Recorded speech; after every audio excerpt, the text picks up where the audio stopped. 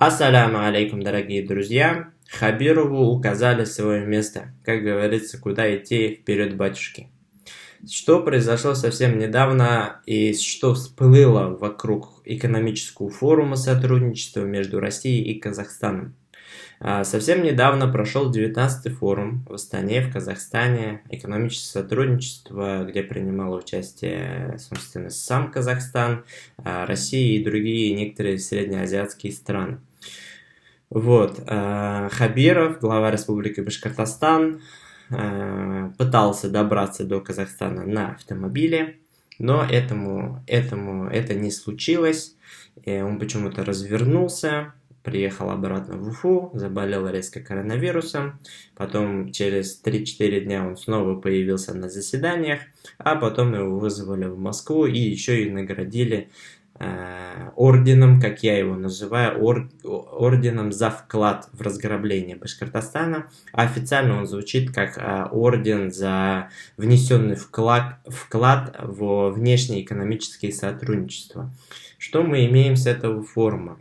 Путин встретился в Астане с Токаевым на экономическом форуме, где тоже произошло много интересных событий, где Токаев заговорил на казахском языке и искали помощники Путина наушники, чтобы был перевод, да.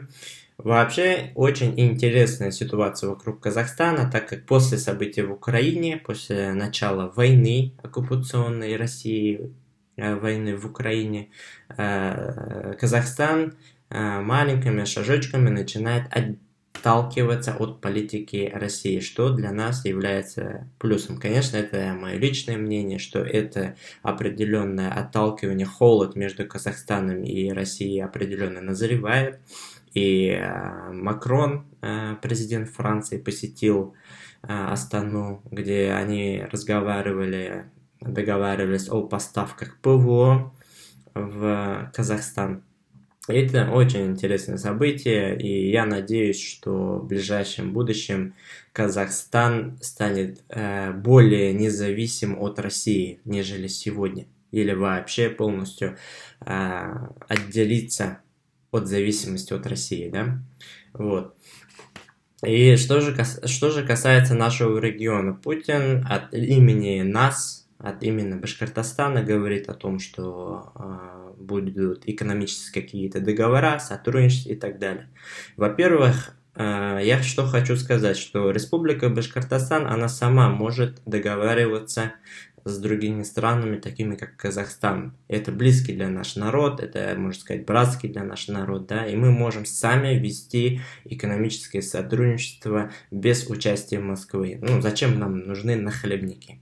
И второе, как бы в этой ситуации выяснилось и показалось еще раз место самого Хабирова. Какое он унизительное место занимает в этой всей истории, да? Что он хотел поехать на это сотрудничество, на этот экономический форум, его даже туда не пропустили. Но как бы, это мое тоже личное мнение, чтобы его не обидеть, ему дали определенный орден, да? И чтобы он дальше продолжал политику в пользу Москвы по разграблению нашей республики. Хотя республика Башкортостан, как знают немногие, к сожалению, особенно из населения Башкортостана, что это очень богатый край.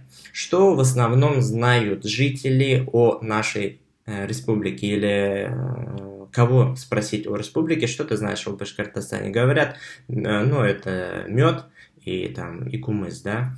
Башкортостан очень богатый край. Мы, если начнем от газа, нефти, золотодобычи, других полезных ископаемых, у нас добывается уголь, у нас есть промышленность, у нас переработка нефти и газа, у нас вокруг за северной частью Уфы, столицы Республики Башкортостан, все усеяно заводами. Ночью, когда там проезжаешь, все светится. То бишь промышленность очень сильная. Это не только нефтяная или газовая, это переработка других видов полезных ископаемых. Также у нас развито сельское хозяйство, скотоводство. В любую сферу, если посмотреть, я не знаю, что у нас нет, чего у нас нет, точнее, да. Ну, я как бы не говорю, что у нас есть абсолютно все, но для достаточного, самодостаточного существования у нас очень много ресурсов, и даже для дальнейшего какого-то экономического сотрудничества с Казахстаном.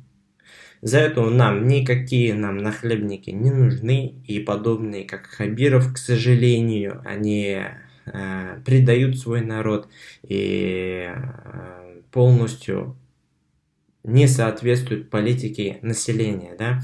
Что же говоря о Хабирове, это вообще отдельная история, так как глава республики не знает родной язык, не знает башкирский язык. Это очень удивительно, странно, поразительно, почему люди на это не обращают внимания. Представьте, если бы президент Франции не знал французский язык, или бы президент, к примеру, я живу в Польше, и президент Польши не знал бы польский язык. Это ненормально, это нету такого вообще нигде. А у нас глава республики Башкортостана не знает свой язык родной, не знает башкирский язык, не знает язык титульной нации. Да? Теперь, если мы говорим о его жене, его жена армянка, как мы знаем, у армян идет родословная по материнской линии, то бишь получается у главы республики дети армяне. Я в целом ничего не имею против армянского народа, но против тех армян, которые приехали в наш регион и монополизируют свой бизнес посредством политики через свою жену, так как есть определенная выходит информация, что жена проталкивает своих, так сказать, да, и в итоге в нашем регионе, в нашей республике немалую часть бизнеса монополизируют армяне.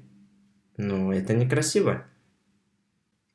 К теме о его жене мы, я думаю, вернемся отдельно, поговорим на эту тему. И о армянизации, так сказать, Башкортостана. Да? Я уже не знаю, о чем говорить, так как у нас и китаизации происходят в университетах, как вот обращаются студенты, преподают иероглифы и говорят им праздновать праздники поднебесные, то есть праздники Китая, что в нашем регионе происходит полный беспредел. Кому не лень, все лезут и ведут свою политику. Ну, Хабиров, ты что вообще делаешь?